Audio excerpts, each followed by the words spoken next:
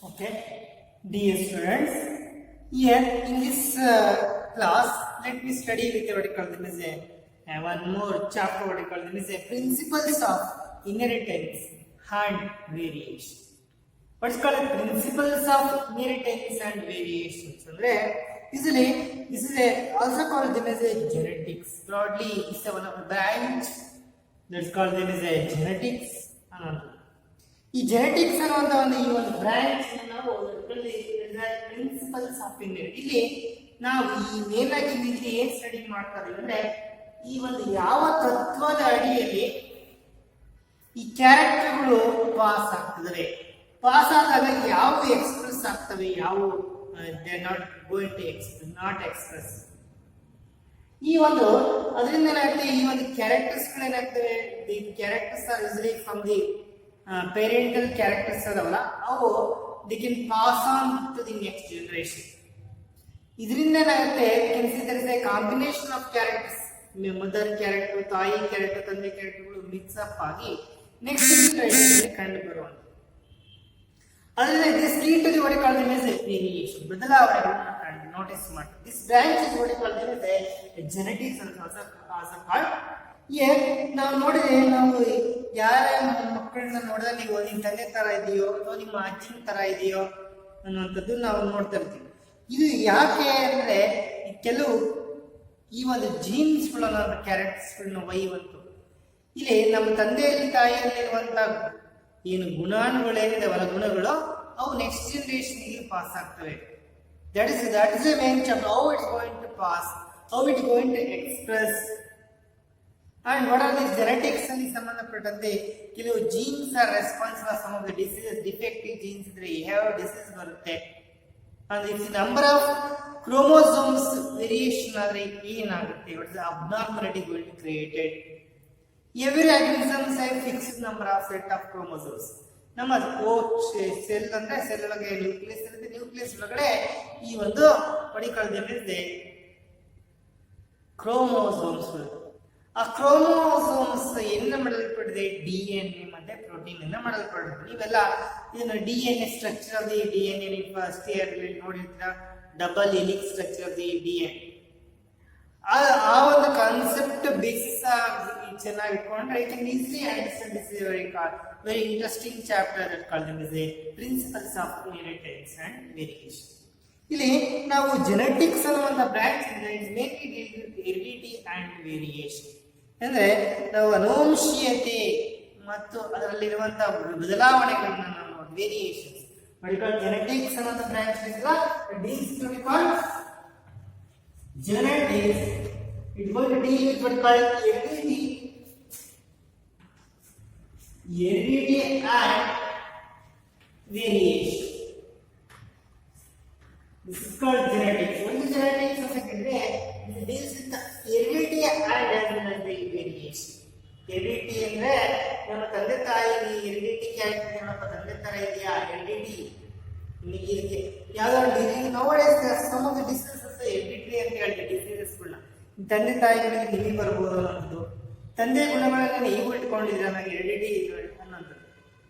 ಅವನ ಹೆರಿಡಿಟಿ ಆ ಥರ, ಅವನೊಂಥರ ಗುಂಡು ಕೂದಲಿದ್ದೇವೆ ಅಂತ ಹೊಡಿಕೊಂಡಿದ್ರೆ ಈ ಲುಕ್ ಲೈಕ್ ದಟ್ ಅನ್ನೋಕ್ಕೆ ನಾವು ಏನಂತೀವಿ, ಹೆರಿಡಿಟಿ ಕ್ಯಾರೆಕ್ಟರ್ ಅಂತ ಹೇಳ್ತೀವಿ. This is what you call heredity and variation. ಈಗ ನಾವು ಹೆರಿಡಿಟಿ ಅಂದ್ರೆ ಏನು? Heredity is nothing but the heredity ಅಂದ್ರೆ ನಾವು ಕ್ಯಾರೆಕ್ಟರ್ಸ್ಗಳು ಬಂದಿರ್ತವೆ. Inheritance of what you call them as characters from generation to generation. that call them as is called heredity. Heredity ಅಂದ್ರೆ inheritance pass ಆಗುವಂತದ್ದು. Inherited from the parents.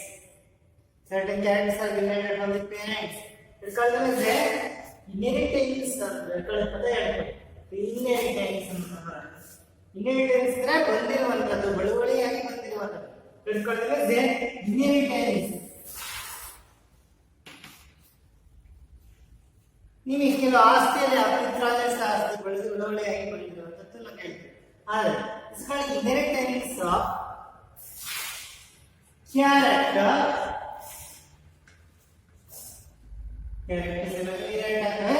From generation to one generation to another generation, to generation to generation, from generation to generation. That is what I call as ELDC. ಅದಕ್ಕೆ ನಾವು LD ಅಂತ ಕರಿತೀವಿ. R variations ಅಂದ್ರೆ ಏನು? ಈ ಎಲ್ಲ ಪದಗಳಲ್ಲಿ what is meant by LD and what is meant by variation. Variation ಅಂದ್ರೆ ಬದಲಾವಣೆಗಳು, changes, change in the heredity character. ತಂದೆ ತಾಯಿಗಳ ಕ್ಯಾರೆಕ್ಟರ್ಗಳು ಎಲ್ಲವೂ ತಂದೆ ತಾಯಿಗಳ ಕ್ಯಾರೆಕ್ಟರ್ ಅಲ್ಲಿ ನಾವು ತಂದೆ ಕ್ಯಾರೆಕ್ಟರ್ಸ್ಗಳೇ ಎಲ್ಲ ಇರ್ತವೆ, ತಾಯಿ ಕ್ಯಾರೆಕ್ಟರ್, ಈ ಮಿಕ್ಸ್ ಆಫ್ ಕ್ಯಾರೆಕ್ಟರ್ಸ್ ಇರ್ಬೋದು. ಅಥವಾ ಕೆಲವು ಸರಿ some of the genes express ಆಗ ನೀವು ಯಾವುದೋ 4 ಜನ ನಿಮ್ಮ ಹಳೆಯ ತಾತ ಯಾವ್ದಾರ ಅವ್ರ ಕ್ಯಾರೆಕ್ಟರ್ಸ್ಗಳನ್ನ ಬಂದಿದ್ರೆ ನೀವು ತಾಜ್ ಮಹಲ್ ತರ ಇದೆಯಾ ಅನ್ನೋದು. ಈಗ ನಾವು ಅದು ಎಕ್ಸ್ಪ್ರೆಸ್ ಆಗೋದು ಇದೆ. ಆವಾಗ ಏನಾಗುತ್ತೆ, ನಾವು ಬದಲಾವಣೆಗಳನ್ನ ನೋಡ್ತಾ ಇರ್ತೀವಿ. ಎಲ್ಲ ಕ್ಯಾರೆಕ್ಟರ್ಗಳು ಮಿಕ್ಸ್ ಅಪ್ ಆಗ್ತವೆ. ನೀವು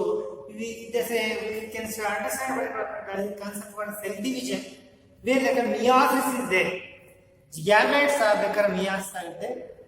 ಅಲ್ಲಿ ತಂದೆಯ ಕ್ರೋಮೋಸೋಮ್ಸ್, ತಾಯಿಯ ಕ್ರೋಮೋಸೋಮ್ಸ್ ಇರ್ತವೆ. ಮೆಟರ್ನಲ್ ಸೆಟ್ ಆಫ್ ಕ್ರೋಮೋಸೋಮ್ಸ್ ನಮಗೆ 23 pairs one set is from the father. ನಮ್ಮ ಸೆಲ್ಸ್ ಅಲ್ಲಿ ಡಿವೈಡ್ ಆಗ್ಬೇಕಾದ್ರೆ ಗ್ಯಾಮೆಟ್ ಆಗಬೇಕು, ಸ್ಪರ್ಮ್ ಎಗ್ ಆಗ್ಬೇಕಾದ್ರೆ ಅಲ್ಲಿ 23 ಸೆಟ್ ಫ್ರಮ್ ದಿ ತಂದೆಯಲ್ಲಿ ಇರ್ತವೆ, ತಂದೆ ಗುಣಗಳು ಇರ್ತವೆ. ಆಮೇಲೆ ಇನ್ನೊಂದು 23 ಫ್ರಮ್ ದೇರ್ ಮದರ್. ಯಾವುದೇ ಒಂದು ಇಂಡಿವಿಜುವಲ್ಸ್ ಅಲ್ಲಿ ಒಬ್ಬ ವ್ಯಕ್ತಿ ಅಂದ್ರೆ ಅವರಲ್ಲಿ 23 pairs ಅಂದ್ರೆ ಒಂದು 23 pairs from the mother, 23 pairs from the mother. ಅವು ಏನಾಗಿರ್ತವೆ ಅಂದ್ರೆ ಕಾಂಬಿನೇಷನ್ ಆಗಿರ್ತವೆ. ನಮ್ಮ 23 pairs ಅಂದ್ರೆ ನನ್ನಲ್ಲಿ ನನ್ನ ತಂದೆ ತಾಯಿಯ ಕ್ಯಾರೆಕ್ಟರ್ಸ್ಗಳು ಆ ಕ್ರೋಮೋಸೋಮ್ಸ್ ಅಲ್ಲಿ ನನಗೆ ಬಂದಿರ್ತವೆ. ನನ್ನ ಒಂದು 23 ಸೆಟ್ಸ್ ಅಲ್ಲಿ ಇರುತ್ತೆ. ಹಂಗೆ ತಾಯಿಯಿಂದಲೂ 23 ಸೆಟ್ಸ್ ಇರ್ತಾವ, ಅಲ್ಲಿ 23 pairs ಇರ್ತಾವಲ್ಲ, ಅಲ್ಲಿ ಅವ್ರ ತಂದೆ ತಾಯಿಗಳ ಕ್ಯಾರೆಕ್ಟರ್ಸ್ಗಳು ಅಲ್ಲಿ ಮಿಕ್ಸ್ ಅಪ್ ಆಗಿರ್ತವೆ. ಮತ್ತೆ ನೆಕ್ಸ್ಟ್ ಇವೆರಡು ಗ್ಯಾಮೆಟ್ ಕೂಡಿದಾಗ ಇವೆರಡು ಕ್ಯಾರೆಕ್ಟರ್ಸ್ ಮತ್ತೆ ಮಿಕ್ಸ್ ಅಪ್ ಆಗಿದಾಗ ಬದಲಾವಣೆಗಳನ್ನು ಕಂಡು ಬರ್ತವೆ. Change in the heredity characters called variation. ಈ ಹೆರಿಡಿಟಿ ಕ್ಯಾರೆಕ್ಟರ್ಗಳು ಏನಾಗ್ತವೆ, ಬದಲಾವಣೆ ಆಗ್ತಾ ಹೋಗ್ತವೆ. ಯಾಕಂದ್ರೆ ತಂದೆಯ ಕ್ಯಾರೆಕ್ಟರ್, ತಾಯಿ ಕ್ಯಾರೆಕ್ಟರ್ಗಳು ಅಂದ್ರೆ ಮೇಲ್ ಗ್ಯಾಮೆಟ್ ತಂದೆಯ ಕ್ಯಾರೆಕ್ಟರ್ ಬಂದಿದ್ರೆ ಫಿಮೇಲ್ ಗ್ಯಾಮೆಟ್ ಅಲ್ಲಿ ತಾಯಿಯ ಕ್ಯಾರೆಕ್ಟರ್ಸ್ಗಳು ಬಂದಿರ್ತವೆ. ಅವೆರಡು ನಾವು ಯುನೈಟ್ ಜೈಗೋಟ್ ಆಗತ್ತಲ್ಲ, ಮತ್ತೆ ಅಲ್ಲಿ ಬದಲಾವಣೆಗಳಾಗ್ತವೆ. ಅದಕ್ಕೆ ಹೇಳ್ತಾರೆ ನೋಡಿ, ವೇರಿಯೇಷನ್ ಅಲ್ಲಿ ಯಾವ ಕಾಂಬಿನೇಷನ್ಸ್ ಅಲ್ಲಿ ಅವು ಮಿಕ್ಸ್ ಅಪ್ ಆಗಿರ್ತವೆ, ಯಾವ ಕ್ಯಾರೆಕ್ಟರ್ಸ್ಗಳು ಅವು ಇದಾಗ್ತವೆ ಅನ್ನೋದನ್ನ ಮೇಲೆ ಬದಲಾವಣೆಗಳು ಇರ್ತವೆ. Change in the heredity characters called variation.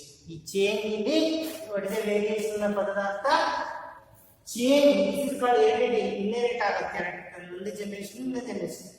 Change in the heredity character, change in heredity character is called as a variation. Change ಆಗುವಂತ heredity character ಬದಲಾವಣೆ ಆಗುತ್ತದೆ.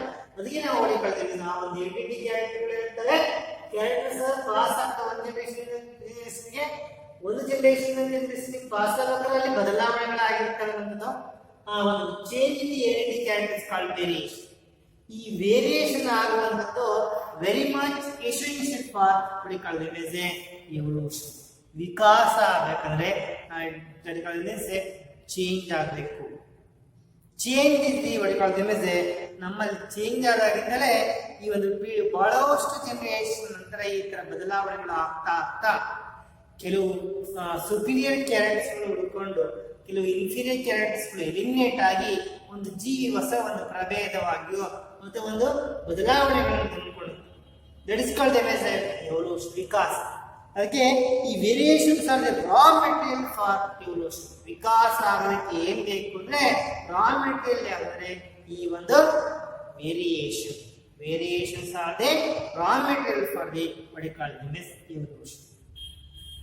ಈ ಒಂದು ಜೆನೆಟಿಕ್ಸ್ ಮೇಲೆ ಚೆನ್ನಾಗಿ ವರ್ಕ್ ಮಾಡಿದಂತ ಒಬ್ಬ scientist called ರೇಗನ್ Mendel. Let me study about the Mendel's loss of inheritance study ಮಾಡ್ತೀವಿ.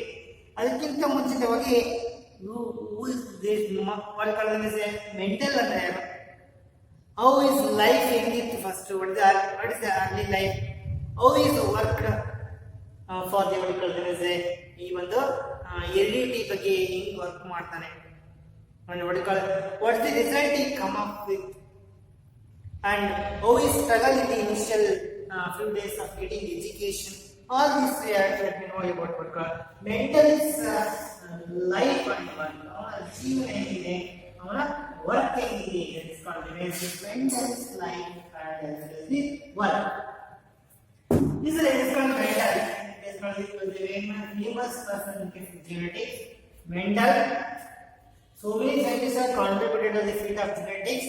He is the first person forerunner in the genetic field. Because Mendel, first person, he said how is the life nodaga he was born. Where he was born? He was born in Moravia. This is born in place called Moravia. ಅದು place in ಜೆಕೋಸ್ಲೋವಾಕಿಯಾ ಅಂತ ಒಂದು ರಾಷ್ಟ್ರದಲ್ಲಿ ಈ ಮೊರೇವಿಯಾ ಅನ್ನೋದಿದೆ ಅಲ್ಲಿ was ಬಾರನ್ in the year what you call them as 1822. This was the year he was born in a place called Moravia in Czechoslovakia. And here he is joined he is a poor family, agricultural family. This is what you call them as he was joined a Church of Brünn. In what you call them a church is in order to get education. He was want to study and get an opportunity for learning. ಒಂದು opportunity ಪಡ್ಕೋಬೇಕು ನಾನು ಓದಬೇಕು ಅನ್ನೋ ಒಂದು ಆಸಕ್ತಿಯಿಂದ he was joined the what you call church in case of the what you call them as Brünn ಅಲ್ಲಿ church join ಆಗ್ತಾನೆ in the year 1843. He was joined the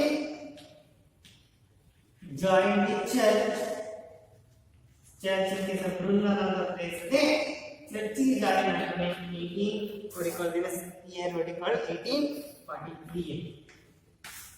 In order to get an opportunity for learning. And various what you call them as he was made as a priest. Even in Martane, he was made as a priest in the year 1847.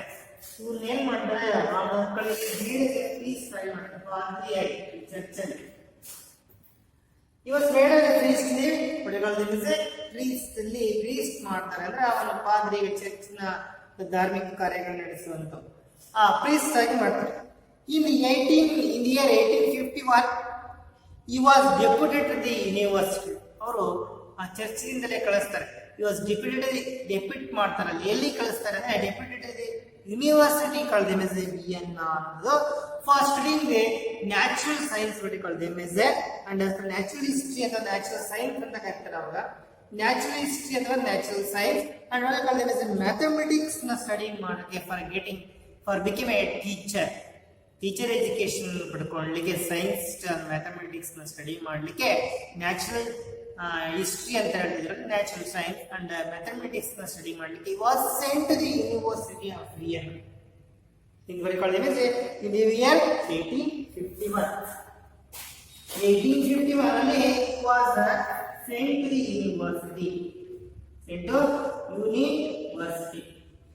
university of Vienna.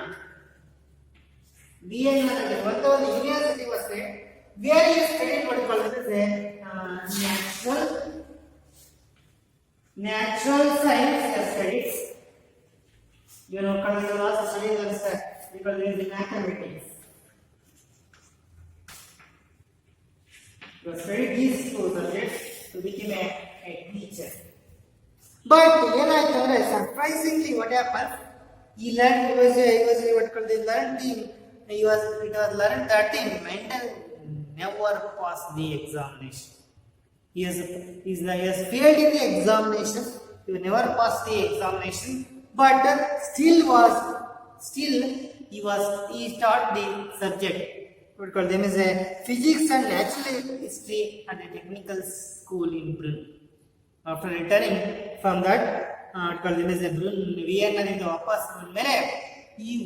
Though he has not cleared that examination, the certificate in examination, teacher certification, ನಾವೇನು BEd ಆ ಥರ course ಮಾಡ್ತೀವಲ್ಲ ಆ ಥರ ಆ ಒಂದು certificate examination pass ಆಗೋದ್ರು he was what you call him is he was made into taught physics and the natural history in the technical school in ಬ್ರೂನಲ್ಲಿ ಅವನ ಈ ಎಜುಕೇಶನ್ ಮಕ್ಕಳಿಗೆ ಕೊಡ್ತಾನೆ.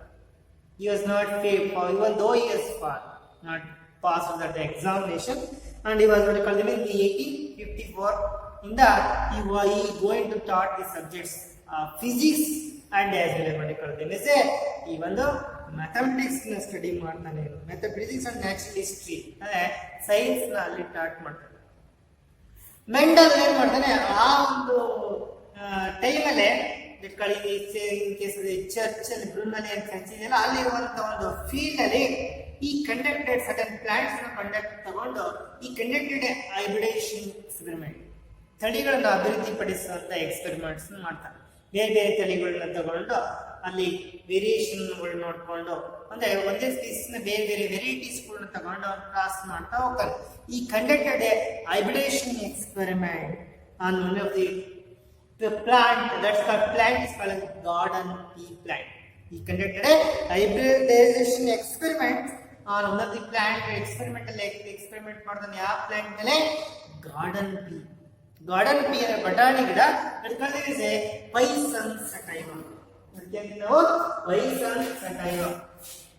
He conducted a experiment on which plant? Called the pea plant, garden pea plant. What is the scientific name of that plant? Is called as Poisson sativa. The scientific name of the plant. This is called as a scientific name of the plant, Poisson sativa. And after conducting the experiment, he recorded all the findings. ಏನೇನು ಅವನು ಕಂಡು ನೋಡ್ತಾನ findings ಮಾಡ್ಕೊಂಡಿರ್ತಾನ ಅದನ್ನೆಲ್ಲ record ಮಾಡ್ಕೊಂಡು ಈ conducted hybridisation experiments ಮಾಡ್ತಾ ಹೋಗ್ತಾನೆ. For about nearly 8 years he conducted the experiments on this plant. And after that ಏನಾಗುತ್ತೆ, in the evening of the 8th February 1865 in the year 1865 ಅಲ್ಲಿ ಏನ್ ಮಾಡಿ 8 years ಆಫ್ ಹೈಬ್ರಿಡೇಷನ್ ಎಕ್ಸ್ಪೆರಿಮೆಂಟ್ ಮಾಡ್ತಾ ಹೋಗ್ತಾನೆ. 1857 ಈಗ ಅವನು ಜಾಯಿಲಿ 1854 ಅಲ್ಲಿ ಅವನು ಟೀಚರ್ ಆಗಿ ಸೆಲೆಕ್ಟ್ ಆಗಿ ಅಲ್ಲಿ ಏನ್ ಮಾಡ್ತಾನೆ, ಇಲ್ಲಿ ಅವನು ನ್ಯಾಚುರಲ್ ಹಿಸ್ಟ್ರಿನ ಫಿಸಿಕ್ಸ್ ನ ಹೇಳ್ತಿರ್ತಾನೆ. ಅದೇ ಕಾರಣದಲ್ಲಿ 1857 ಇಂದ ಹಿಡಿದು 1865 ತನಕ nearly 8 years conducted experiment. Experiment ಯಾವ್ದು ಕಂಡಕ್ಟ್ ಮಾಡ್ತಾರೆ, ಗಾರ್ಡನ್ ಪೀ ಪ್ಲಾಂಟ್ ಅದೇ ಕಂಡಕ್ಟ್ ಮಾಡಿ ಇನ್ 1865 ಅಲ್ಲಿ ಏನ್ ಮಾಡ್ತಾನೆ, ಈ ಪ್ರೆಸೆಂಟೆಡ್ ಇಸ್ ಪೇಪರ್ ಏನ್ ಕಂಡಿರ್ತಾನ ಆ ಒಂದು ಪೇಪರ್ಸ್ ಏನ್ ಮಾಡ್ತಾನೆ, presented results of the experiments ಏನ್ ಮಾಡ್ತಾನೆ, ಆ ಒಂದು ನ್ಯಾಚುರಲ್ ಹಿಸ್ಟ್ರಿ ಅನ್ನೋದು study of natural science in society for study of natural science ಇನ್ ಆ ಒಂದು ಸೊಸೈಟಿ ಮುಂದ್ಗಡೆ ಅವರ ರಿಸಲ್ಟ್ಸ್ ಈ ತರ ನಾನು ಎಕ್ಸ್ಪೆರಿಮೆಂಟ್ ಮಾಡಿರೋಂಥದ್ದು ಈ ರೀತಿಯಾದ ರಿಸಲ್ಟ್ಸ್ ಬಂದಿದೆ ಅನ್ನೋದನ್ನ ಈ ವಾಸ್ ವಾಟ್ ಕಾಲ್ಡ್ ರಿಸಲ್ಟ್ಸ್ ಏನ್ ಮಾಡ್ತಾನೆ, ಆ ರಿಸಲ್ಟ್ಸ್ ನ ಅಲ್ಲಿ ಸಬ್ಮಿಟ್ ಮಾಡ್ತಾನೆ. Which is that called as a society for natural science in at Brunn. ಅಲ್ಲಿ ಏನ್ ಮಾಡ್ತಾರೆ, his work was unnoticed. They are not taken into account of his experiments. Now ಗಣನೆಗೆ ತಗೊಳ್ಳೋದಿಲ್ಲ and is unnoticed by the scientific world. And what you call this is but he has died in the year 1884. ಈ ರೀತಿಯಾದಂತಹ ಎಲ್ಲ experiments ಮಾಡಿ ಅವನು present ಮಾಡಿದ scientific world is not recognizing what are the results they have come up with. Is that is true? Is this not ಅದನ್ನ ಅನ್ನೋಟಿಸ್ ಮಾಡಿದಂಗೆ ಆಗ್ಬಿಡ್ತಾರೆ. ಅವ ಏನ್ ಮಾಡ್ತಾನೆ, he was died in the 1884. He was not died as a scientist because he is not recognized by the peoples. He was died in the year 1884. 84 ಅಲ್ಲಿ ಸತ್ತೋಗ್ತಾರೆ. ನಂತರ the 19th century, beginning of 19th century, 1900 but 3 mental principles were rediscovered. Mental ಏನ್ ಕಂಡುಹಿಡಿದಂತ ತತ್ವಗಳನ್ನ rediscover ಮಾಡ್ತಾರೆ by the 3 scientists. Independently they work and they for come with a similar results what they have found by the Mendel. Mendel ಏನ್ ಕಂಡುಹಿಡಿದಂತ ಅದೇ results ನ ಇವರು 3 ಜನ independent work ಮಾಡಿ ಕಂಡುಹಿಡಿದ್ದಾರೆ. In the year 1900 Mendel ನ principles ನ rediscover ಮಾಡ್ತಾರೆ. Which are the 3 scientist ನ ಎಕ್ಸಾಮ್ ಅಲ್ಲಿ ಕೇಳ್ತಾರೆ. ಯಾವ ಪ್ಲಾಂಟ್ ಮೇಲೆ ಎಕ್ಸ್ಪೆರಿಮೆಂಟ್ ಮಾಡಿದ ವಾರಂಟಿ ಇಟ್ಕೊಳ್ಳಿ. And here, particularly in 1900, 3 scientists rediscovered the principles of Mendel. Mendel ನ principles ನ rediscover ಮಾಡಿದಂತ 3 scientists ಗಳು ಯಾರಂದ್ರೆ Hugo de Vries of Holland, Hugo de Vries of Holland ಅನ್ನೋದು and Karl Lorenz of Germany. Karl Lorenz of Germany. And we call them as a next one is called them as a Cermak of Austria. These silently Cermak of Austria. These 3 scientists worked independent. ಸತತ ಗುಂಪಾಗಿ ಸೇರ್ಕೊಂಡು ಮಾಡೋದಿದ್ರು. ಈ 3 ಜನ independent ಆಗಿ work ಮಾಡಿ they rediscovered the principles of Mendel. What there is found of the result? The results are similar to that of Mendel. Mendel ಏನು ಕಂಡುಹಿಡಿದ ಅದೇ ಒಂದು ಫಲಿತಾಂಶಗಳಿಗೆ ಇವರು ಬರ್ತಾರೆ.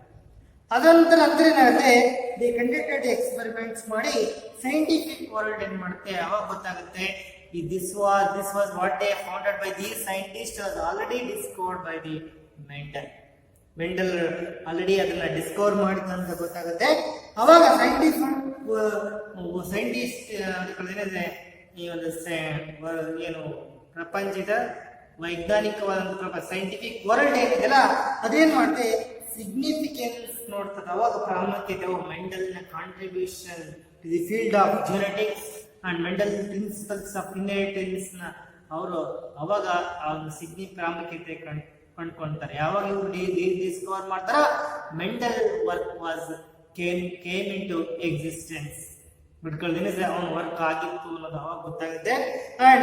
ಅಂಡ್ ಬಿಟ್ಕೊಳ್ಳಿ understanding the mechanism of inheritance ನ ಮೆಕಾನಿಸಮ್ ನ ಅರ್ಥ ಮಾಡ್ಕೊಂಡ್ಬೇಕಾರೆ ಒಳ್ಳೆ ಪ್ರಿನ್ಸಿಪಲ್ಸ್ ಆಫ್ ಮೆಂಡಲ್ ನ ಪ್ರಿನ್ಸಿಪಲ್ಸ್ ಗಳನ್ನ ಅವಾಗ ಪ್ರಾಮುಖ್ಯತೆ ಬರುತ್ತೆ ನೋಡಿ.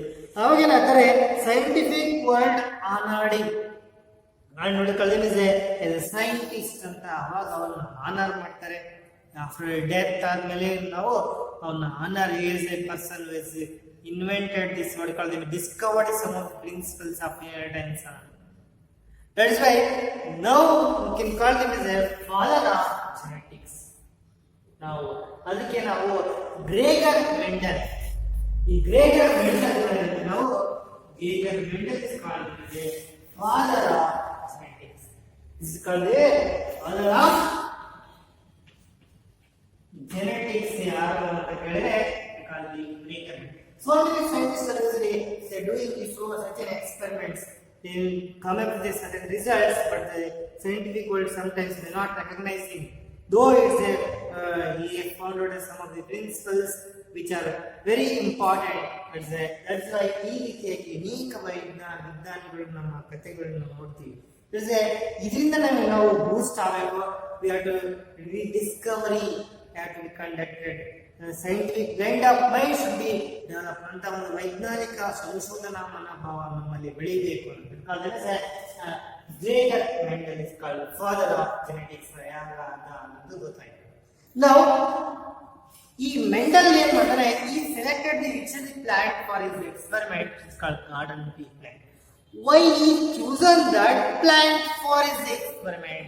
Only that is a plant because of the certain merits in the plants. ಇದರಲ್ಲಿ ಕೆಲವು ಮೆರಿಟ್ಸ್ ಇದೆ ಪ್ಲಾಂಟ್ಸ್ ಅಲ್ಲಿ. ಇದರಲ್ಲಿ ಅನೇಕ what are the merits of the plant choosing of this plants ನ ಎಕ್ಸ್ಪೆರಿಮೆಂಟ್ ಚೂಸ್ ಮಾಡ್ಲಿಕ್ಕೆ ಏನು ನಮಗೆ ಮೆರಿಟ್ಸ್ ಇದಾವೆ ಅಂತಂದಾಗ Mendel selected why Mendel selected this plant for his experiment because of the plant and the plants are true breeds.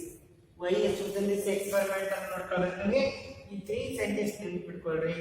Easily cover ಮಾಡ್ತಾರೆ Mendel ನ principles. ನಮಗೆ Y choose Mendel choose the and chosen the garden bee plant for experiment. Why Mendel chose the garden bee plant for experiment ಅಂತಂದ್ರೆ because the one of the reason is that this is main reason is particularly is that the plants are breed through these plants ಅಂದ್ರೆ these plants breed true traits character ಅಂದ್ರೆ ಇದನ್ನ class ಮಾಡಿದಾಗ ಇದ್ರೆ ನಾವು self formation ಮಾಡಿದ್ರೆ ಅದೇ ಗಿಡ character next ಬರುತ್ತೆ. ಅಂದ್ರೆ the cannot usually recall in the combination of characters other characters not come up.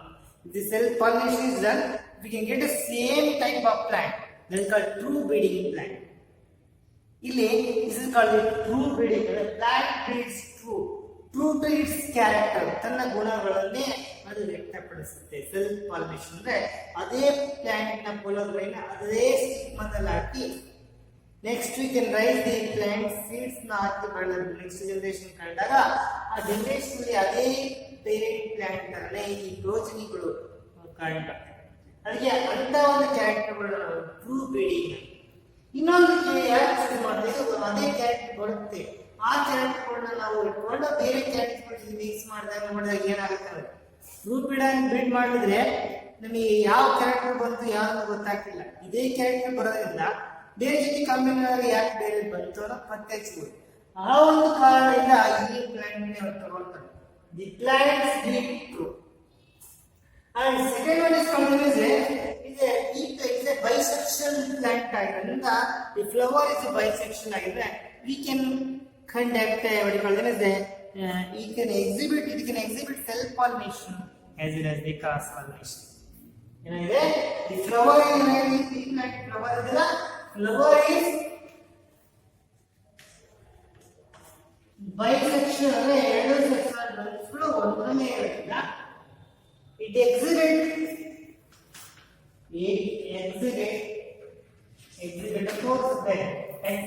both self pollination. ನಾವು self pollination ಮುಖಾಂತರ ಅದೇ ಕ್ಯಾರೆಕ್ಟರ್ ನೋಡಬಹುದು. ಅಂಡ್ ಆಲ್ಸೋ ಬೈಸೆಕ್ಷುವಲ್ ಇಂದ ಅಲ್ಲಿಂದ ಕ್ರಾಸ್ ಮಾಡಬಹುದು ಬೇರೆ ವೆರೈಟಿ ಸೇಮ್ ಸ್ಪೀಸೀಸ್. ಹಂಗಾಗಿ ಕಡಿಮೆ ಸೆಲ್ಫ್ ಪಾಲಿನೇಷನ್ ಮಾಡೋದು ಅಂಡ್ ಅದಕ್ಕೆ ಕ್ರಾಸ್ ಪಾಲಿನೇಷನ್ ಎರಡನ್ನೂ ತೋರಿಸುತ್ತೆ. Cross pollination and self pollination. Cross pollination ಮುಖಾಂತರ ನಾವು ಯಾವ್ಯಾವ ಕ್ಯಾರೆಕ್ಟರ್ ಬರ್ತವೆ ಕ್ರಾಸ್ ಮಾಡೋದು ನೋಡ್ಬೋದು. ಸೆಲ್ಫ್ ಪಾಲಿನೇಷನ್ ಮಾಡೋದ್ ಮುಖಾಂತರ ಅದು ಟ್ರೂ ಕ್ಯಾರೆಕ್ಟರ್ ಇದೆ ಅಂತ ಚೆಕ್ ಮಾಡಕ್ ಬರ್ತದೆ. ಹಾಗಾಗಿ ಎರಡು ಕ್ಯಾರೆಕ್ಟರ್ ಇದು ಎಕ್ಸಿಬಿಟ್ ಮಾಡೋದಂತ best plant for conducting hybridization experiment. Because flower is bisexual. It exhibits a self pollination as well as the cross pollination. ಎರಡನ್ನೂ ತೋರಿಸುತ್ತೆ. ಕ್ರಾಸ್ ಪಾಲಿನೇಷನ್ ಅಂತ ಗೊತ್ತಿದೆ ನಿಮಗೆ. vertical transfer of pollen grain between the two different plants of a same species. What is the self pollination? Transfer of pollen grain from anther to the stigma of the same flower of the same species. It is called same flower na ಅಂತರದಿಂದ stigma ಮೇಲೆ pollen grains ಬೀಳಕ್ಕೆ ನಾವು self pollination ಅಂತ ಎರಡನೇ ತೋರಿಸೋದು. ಆಮೇಲೆ the pea plant is show 7 distinguishing characters, exhibit a distinguishing contrasting character. ಇದರಲ್ಲಿ distinguish ಮಾಡುವಂತ ಕಾಂಟ್ರಾಸ್ಟಿಂಗ್ ಕ್ಯಾರೆಕ್ಟರ್ಸ್. ಕಾಂಟ್ರಾಸ್ಟಿಂಗ್ ಅಂದ್ರೆ ಒಂದು ಟಾಲ್ ಪ್ಲಾಂಟ್ ಇದರಲ್ಲಿ ಒಂದು ವೆರೈಟಿ, ಇನ್ನೊಂದು ಡಾರ್ಕ್. ಈ ಎರಡು ಕ್ರಾಸ್ ಮಾಡೋದು ಏನಂತ ಗೊತ್ತಾಗುತ್ತೆ. ಆ ತರ ಡಿಸ್ಟಿಂಗ್ವಿಶಿಂಗ್ ಕ್ಯಾರೆಕ್ಟರ್ಸ್ ಇದರಲ್ಲಿ ಇದಾವೆ. It exhibit contrasting black and white and contrast. ಆ ತರ ಎಕ್ಸಿಬಿಟ್ ಫ್ಲವರ್ ನ ಕಲರ್ ತಗೊಂಡ್ರು, ಸೀಡ್ ನ ಶೇಪ್ ತಗೊಂಡಾಗ, ಹಾರ್ಟ್ ಶೇಪ್ ತಗೊಂಡಾಗ ಬೇರೆ ಬೇರೆ ಕಾಂಟ್ರಾಸ್ಟಿಂಗ್ ವೆರೈಟೀಸ್ ಕಂಡು ಬರ್ತಾರೆ. ಅದು ಒಂದು ರೀಸನ್ ಕ್ರಾಸ್ ಮಾಡಿ ವೈಬ್ರೇಷನ್ ಮಾಡಿ ಎಕ್ಸ್ಪೆರಿಮೆಂಟ್ ನೋಡ್ಲಿಕ್ಕೆ. ಅದಕ್ಕೆ ಇಟ್ ಎಕ್ಸಿಬಿಟ್ ಡಿಸ್ಟಿಂಕ್ಟ್ ಕಾಂಟ್ರಾಸ್ಟ್ ಅನ್ನೋದು ಒಂದು ಇದರಲ್ಲಿ ಆ ಒಂದು ಚಾಯ್ಸ್ ಮಾಡಲಿಕ್ಕೆ ಸಾಧ್ಯತೆ ಇದೆ. ಇಟ್ ಎಕ್ಸಿಬಿಟ್ಸ್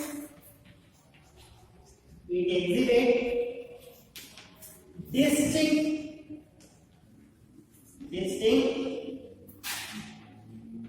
contrasting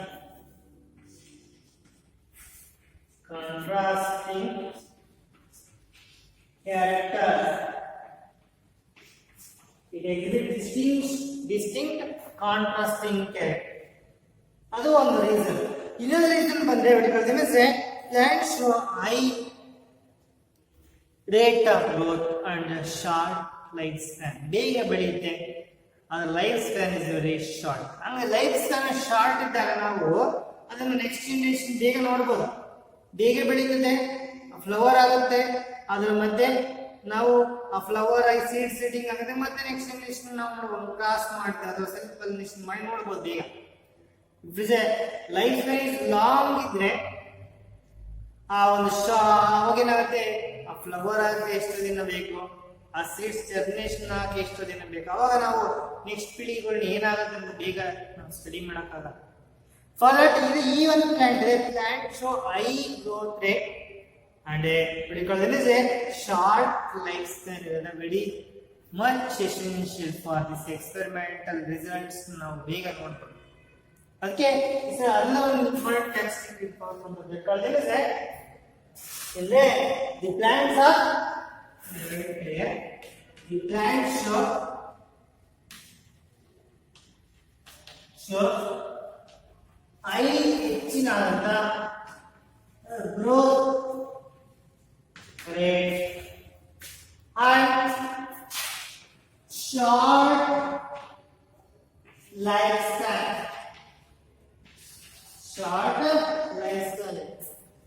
ಅದು ಆಮೇಲೆ ಇನ್ನೊಂದು handling of this plant, because it is a handling, growing and handling of these plants are economical. ಅಷ್ಟೊಂದು ಕಷ್ಟ ಇಲ್ಲ ಗ್ರೋ ಬೆಳೆಸುವಂಥದ್ದು, ಗ್ರೋಯಿಂಗ್ ಅಂಡ್ ಹ್ಯಾಂಡ್ಲಿಂಗ್ ಮಾಡುವಂಥದ್ದು economical. Growing and handling of this plant is economical. ಬೆಳೆಸುವಂಥದ್ದು growing and handling of this plant. Handling of this plant is economical, not costlier. In the growing and handling of this plant is economical. These are the 5 main reasons why Mendel chose this garden tree plant for his experiment. The first is that plants are true breeding. It breed true. Flowers are bisexual and self-pollination ಮಾಡಬಹುದು, cross pollination conduct ಮಾಡಬಹುದು. They exhibit 7 distinguishing characters. ಯಾವ ಕ್ಯಾರೆಕ್ಟರ್ಗಳನ್ನ cross ಮಾಡಿ ಏನು ಬರುತ್ತೆ ನೋಡೋಕೆ ಸಾಧ್ಯ ಇದೆ. Growing and handling of this plant economical ಆಗಿದೆ and high growth rate ಇದೆ. So high growth rate and short lifespan is very important to see the results very immediately. This was the reason why Mendel selected the garden tree plant for his experimental study. Here in this class, I will know about what are the distinguishing characters it is going to exhibit. What are the distinguished characters is exhibited by this plant? 7 distinguishing characters it is going to exhibit. That can be contrasting characters it is going to exhibit. That can be chosen for crossing. This is called which are 7 pair of contrasting characters studied by the Mendel. All these particular them as now characters and what are the contrasting characters I going to write. 7 contrasting characters are there here. Which are those 7 contrasting characters we can see, and you can use that contrasting character for crossing and see what the hybrid plant obtained from crossing the 2 contrasting two pair of contrasting one pair of contrasting characters cross ಮಾಡಿದಾಗ ಏನೇನು result ಬರುತ್ತೆ ಅಂತ ನೋಡಲಿಕ್ಕೆ ಈ ಒಂದು plant ಅಲ್ಲಿ 7 ಡಿಸ್ಟಿಂಗ್ವಿಶಿಂಗ್ characteristic characters ಇದೆ. But 7 distinguishing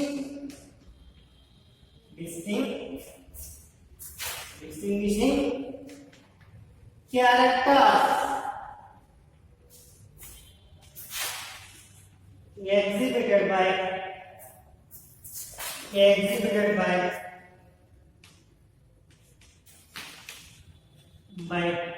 the flag.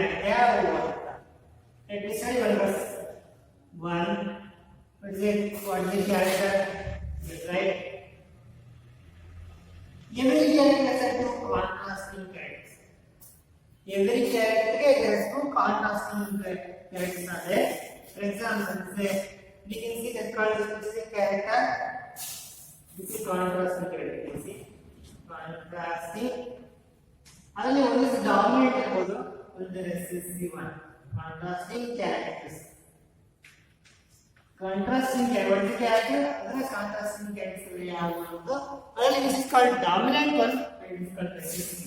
Idರಲ್ಲಿ ಯಾವುದು ಡಾಮಿನೆಂಟ್ ಯಾವುದು ರೆಸೆಸಿವ್ ಕಾಂಟ್ರಾಸ್ಟಿಂಗ್ ಅಲ್ಲಿ ಎವ್ರಿ ಕ್ಯಾರೆಕ್ಟರ್ಸ್ ಗೆ ಜೀನ್ಸ್ ಕಂಟ್ರೋಲ್ ಮಾಡ್ತಾರೆ ನೆಕ್ಸ್ಟ್ ಹೇಳಿದ್ರೆ ಆ ಒಂದು ಜೀನ್ಸ್ ಕಂಟ್ರೋಲ್ ಮಾಡುವಂತ ಪ್ರತಿಯೊಂದು ಕ್ಯಾರೆಕ್ಟರ್ ಟೂ ಆಲ್ಟರ್ನೇಟಿವ್ ಫಾರ್ಮ್ಸ್ ಗಳು ಕಂಡು ಬರ್ತವೆ ಎರಡು ಫಾರ್ಮ್ ವಿಧಗಳು ಅವು ಒಂದಿಷ್ಟು ಕಂಡಿಗೆ ಡಾಮಿನೇಟ್ ಕ್ಯಾರೆಕ್ಟರ್ ಅದರಲ್ಲಿ dominate one of the align is dominate ಆ ಕ್ಯಾರೆಕ್ಟರ್ ಕಂಟ್ರೋಲ್ ಮಾಡೋ ಒಂದು ಅಲೈನ್ ಏನಾಗುತ್ತೆ ಡಾಮಿನೇಟ್ ಇರುತ್ತೆ ಎರಡು ಕಾಂಟ್ರಾಸ್ಟಿಂಗ್ ಕ್ಯಾರೆಕ್ಟರ್ಸ್ ಪ್ರತಿ ಕ್ಯಾರೆಕ್ಟರ್ಗೆ ಒಂದು ಕಾಂಟ್ರಾಸ್ಟಿಂಗ್ ಕ್ಯಾರೆಕ್ಟರ್ ಇದೆ ಅದೇ for example I is A character ಈ ಪ್ಲಾಂಟ್ ಅಲ್ಲಿ ಒಂದು ಕ್ಯಾರೆಕ್ಟರ್ ಅದಕ್ಕೆ ಎರಡು ಕಾಂಟ್ರಾಸ್ಟಿಂಗ್ ಕ್ಯಾರೆಕ್ಟರ್ ಇದೆ ಅದರಲ್ಲಿ ಒಂದು ಡಾಮಿನೆಂಟ್ ಕ್ಯಾರೆಕ್ಟರ್ ಅನ್ನೋದು ರೆಸೆಸಿವ್ ಒಂದು ಗಿಡದಲ್ಲಿ ಡಾಮಿನೆಂಟ್ ಇರ್ಬೋದು ಐಟಿಗೆ ಸಂಬಂಧಪಟ್ಟ ಡಾಮಿನೆಂಟ್ ಕ್ಯಾರೆಕ್ಟರ್ ಇದೆ ಅದು ಕಾಲ್ ಬೆಳೀತದೆ ಆ ಜೀನ್ ಇದ್ರೆ ಇನ್ನೊಂದು ಗಿಡ ಇದೆ ಇದು ಡಾರ್ಕ್ ಇದೆ ಯಾವ ಡಾರ್ಕ್ ಇರುತ್ತೆ ಜೀನ್ಸ್ ಅಲ್ಲಿ ಡಾರ್ಕ್ ಜೀನ್ಸ್ ಇರ್ಬೋದು ಡಾಮಿನೆಂಟ್ ಸಂಬಂಧಪಟ್ಟಂತ ಜೀನ್ಸ್ ಇನ್ನೊಂದು ಗಿಡ ಡಾಮಿನೆಂಟ್ ಇದೆ ಅಂದ್ರೆ ಈ ಎರಡು ಕ್ಯಾಪಿಟಲ್ ಜೀನ್ ಅಂದ್ರೆ ಜೀನ್ಸ್ ಕಂಟ್ರೋಲ್ ಮಾಡ್ತಾರೆ every character is controlled by A pair of jeans Okay, the pair of genes is there. Now pairs of chromosomes are there. You get 23 pairs of chromosomes. Chromosomes are diploid set and ಪ್ರತಿಯೊಂದು set ಅಲ್ಲಿ ಒಂದು gene ಇದೆ ಅದರ corresponding ಅದರಲ್ಲಿ ಇನ್ನೊಂದು chromosomes ಇರುತ್ತೆ. There are 23 pairs ಅಂದ್ರೆ ಒಂದು ಪೇರ್ ಅಲ್ಲಿ ಒಂದು ಜೀನ್ ಇದೆ. one chromosome ಕಡೆ ಇಂಟರೆಸ್ಟ್ ಇದೆ 23. ಈ ಪೇರ್ ಈ ಕ್ರೋಮೋಸೋಮ್ ಅಲ್ಲಿ ಒಂದು ಜೀನ್ ಇದೆ ಅಂದ್ರೆ ಇನ್ನೊಂದರಲ್ಲಿ ಅದರ ಕರೆಸ್ಪಾಂಡಿಂಗ್ ಅಲ್ಲಿ ಅದೇ ಜೀನ್ ಇರುತ್ತೆ. ಅದು ಪ್ರತಿನಿಧಿಸಿ ಈ ಒಂದು ಕ್ಯಾರೆಕ್ಟರ್ಸ್ಗಳು ಈ ರೀತಿಯಾಗಿ ಒಂದು ಕ್ಯಾರೆಕ್ಟರ್ ನ ಕಂಟ್ರೋಲ್ ಮಾಡುವಂತ ಜೀನ್ಸ್ಗಳಲ್ಲಿ ಒಂದು ಪ್ಲಾಂಟ್ ಅಲ್ಲಿ ಎರಡು ಡಾಮಿನೆಂಟ್ ಜೀನ್ಸ್ ಇರ್ಬೋದು, ಎರಡು ರೆಸೆಸಿವ್ ಇರ್ಬೋದು, ಒಂದು ಡಾಮಿನೆಂಟ್ ರೆಸೆಸಿವ್ ಇರ್ಬೋದು, ಹೈಬ್ರಿಡ್ ಆದ್ರೆ ಬರುತ್ತೆ. ಇಲ್ಲಿ ನೋಡಿದ್ರೆ ಕ್ಲಾಸಲ್ಲಿ eight character two contrasting characters ಯಾವಂದ್ರೆ ಡಾಮಿನೆಂಟ್ ಅಂದ್ರೆ ಸಾಲು ಅಂಡ್ ರೆಸೆಸಿವ್ ಅಂದ್ರೆ ಡಾರ್ಕ್ ಎತ್ತರ ಬೆಳೆಯುತ್ತೆ dark. Again, it is come to the second seventh pair of contrasting one today. Contrasting that IT ಸಂಬಂಧಪಟ್ಟದ್ದು. Next one seed shape. Shape is ಸಂಬಂಧಪಟ್ಟ seed has shape is a character. It's also a two contrasting characters are there. So which are those ಅಂದ್ರೆ which called the round seed, that is the dominant one, and a wrinkled seed. Wrinkled is the recessive one. Again, next one will come to what we call seed color. Seed color is this dominant is called yellow is dominant, and what we call green is the recessive. Green is the recessive one. Next come to what we call seed again shape and color. Next come to what we call pod. Pod is the fourth contrasting fourth pair of seven pairs there. Now I want to type writing number 4 pair. Pod shape. Pod is fruit. Pod shape is what called smooth. Smooth is what called implanted. And for the next one called recessive character constricted. Constructed ನಾವು ಪಾಡದಾಗ ಈ ತರ ಇರುತ್ತೆ smooth ಆಗಿರೋದು ಈ ಹಣ್ಣಿನ ಆಗೋದು ಈ ತರ ಎಲ್ಲ ನಾನು ಹೇಳಿದ್ರೆ ಈ ತರ ಕನ್ಸ್ಟ್ರಕ್ಷನ್ ಇರ್ಬೋದು ಫ್ರೂಟ್ ಕಲ್ದಿಮೇಲೆ ಇದನ್ನ ಇಂಪ್ಲಾಂಟೆಡ್ ಅಂತ ಇದನ್ನ ಕನ್ಸ್ಟ್ರಕ್ಟೆಡ್ ಅಂತ ಕರೀತಾರೆ ಅದು ಕಲ್ದಿಮೇಲೆ ಇದು ಪಾಡ ಶೇಪ್ ಅಲ್ಲಿ ಎರಡು contrasting character is dominant is implanted constructed is ನೋಡಿ ಕಲ್ದಿಮೇಲೆ ಕನ್ಸ್ಟ್ರಕ್ಟೆಡ್ ಆಗಿದೆ ಇದೇನಾಗಿದೆ ಅಂದ್ರೆ ಮಡ್ಚ್ಕೊಂಡಿದೆ ಆ ತರ ಸ್ಮೂತ್ ಆಗಿದೆ ನೆಕ್ಸ್ಟ್ ಕಂಪ್ಲೀಟ್ ವರ್ಷ ಪಾಡ್ ಶೇಪ್ ಆಯ್ತಲ್ಲ ಪಾಡ್ನ ಕಲರ್ ಯಾವುದು ಪಾಡ್ ಅಂದ್ರೆ ಹಣ್ಣಿನ ಕಲರ್ ಪಾಡ್ ಕಲರ್ ಬಂದಾಗ we can see that green is dominant character and yellow is the recessive one. Next come to what is called this